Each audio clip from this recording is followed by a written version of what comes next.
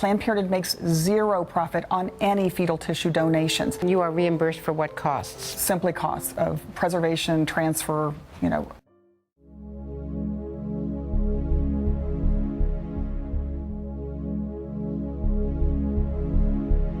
If we alter our process and we are able to obtain intact fetal cadavers, it's all just a matter of line items.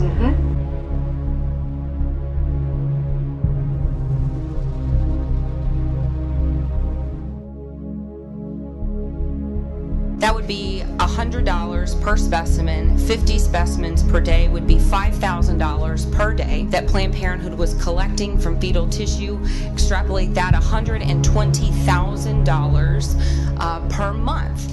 That is certainly not recouping cost. In terms of areas that I can contribute to the organization, both locally and nationally, is diversification of revenue streams.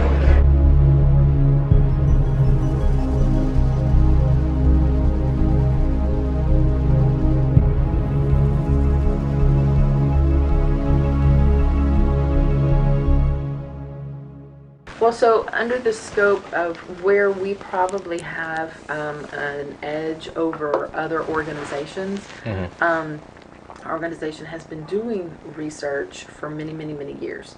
And we've had studies in which the company, or in the case of the investigator, has a specific need for a certain portion of the products of conception, and we bake that into our contract and our protocol that we follow this. So we deviate from our standard in order to do that.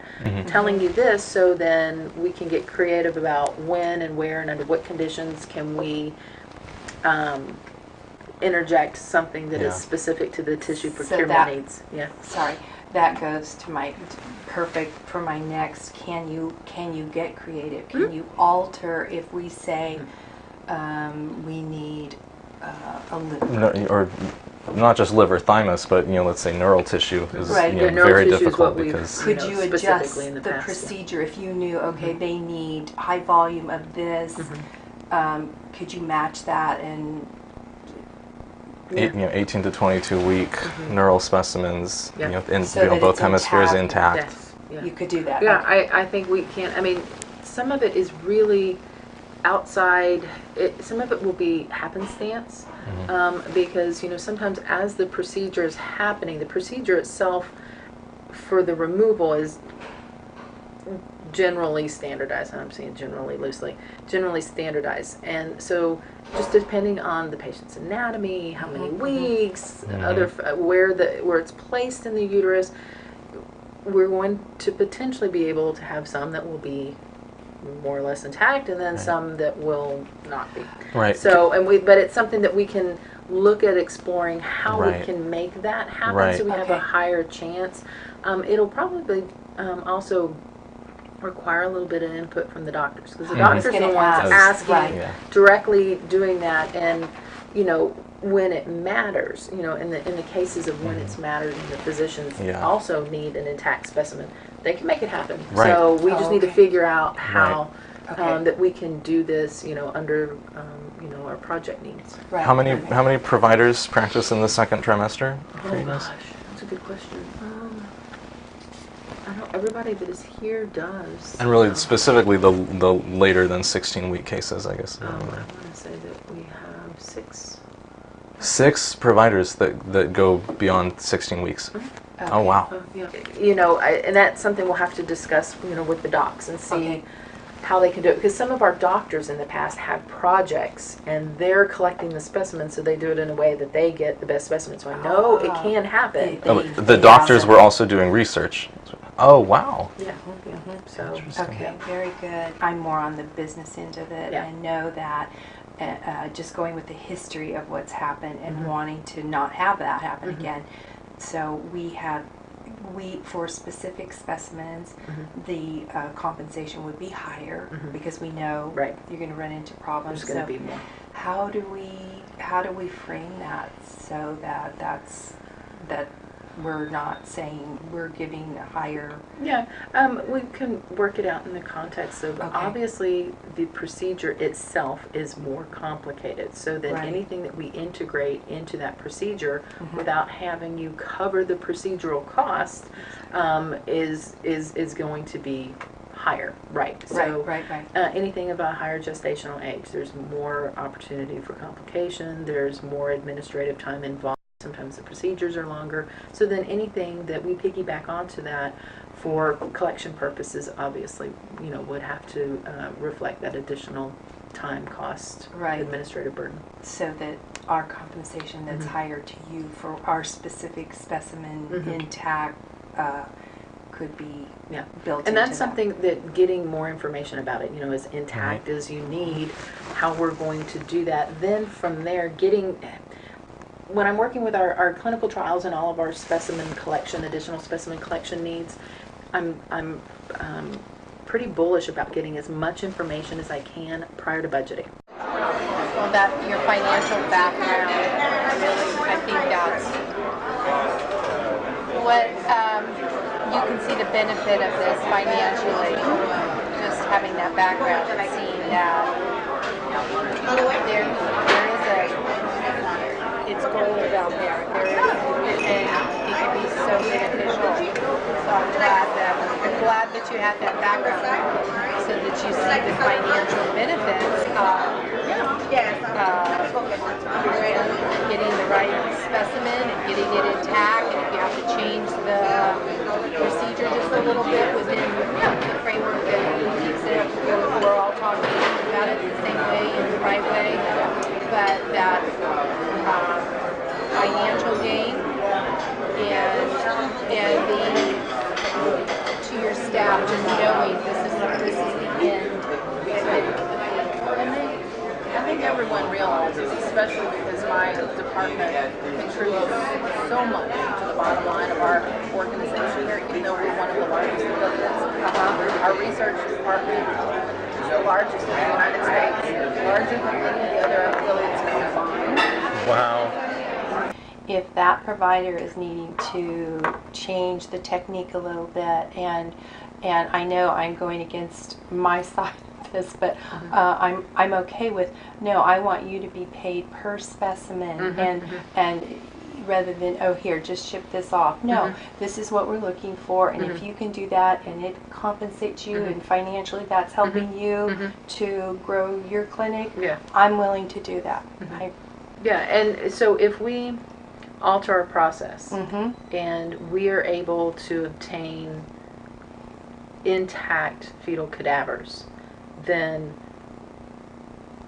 we can make it part of the budget that any dissections are this, and splitting the specimens into different shipments is this. I mean, it's all just a matter of line items. And so what are they? Are they requesting just liver or liver thymus? Liver thymus longo? Everything. CNS, brain, kidney, thymus, liver, spleen, femur, bone marrow, hematopoietic stem cells from 14 to 22 weeks of gestation. They're going to engraft all of those or just the hematopoietic? Purpose and objectives. And they want it up to 22 weeks. Yeah, including CNS, brain. Wow, they want everything. See, so that's the thing. So for a study like that, if we could provide, just a whole cadaver, and then they can take exactly what they want with the full quality, and everything, that is actually going to be ideal for them. Well, it would make me very happy for us to finish up what we need to do, and I can put you in contact with them. And their range ranges 14 to 22 weeks is what they're saying. Yes. Okay. Oh, and I was wrong. They want 120. 120. This is huge.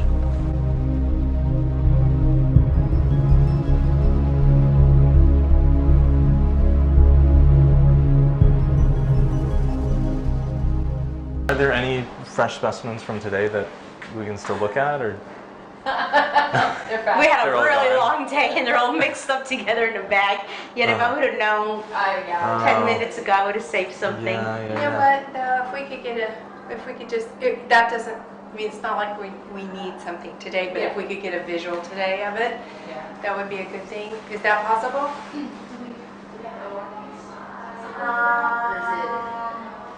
Yeah, let me see. Mainly, That one's probably frozen.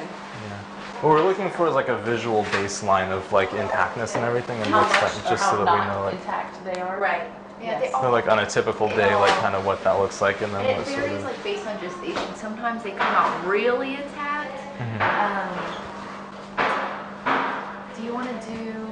You're not gonna see nothing intact today, because when we collect the tissue, it Yeah. all gets collected into one container. We either, you know what? Is it cremation? What was the latest case that you did today? The latest case we did today was a 5 week and 3 days. No. Oh, the 20. OR. It was a 20. Oh, I know what you mean. Right. 20 station age. And that was one of the very first ones. So I'm assuming that one could almost be frozen. So we're oftentimes looking for liver and thymus are two of the most in demand. Yes. Excellent. All right.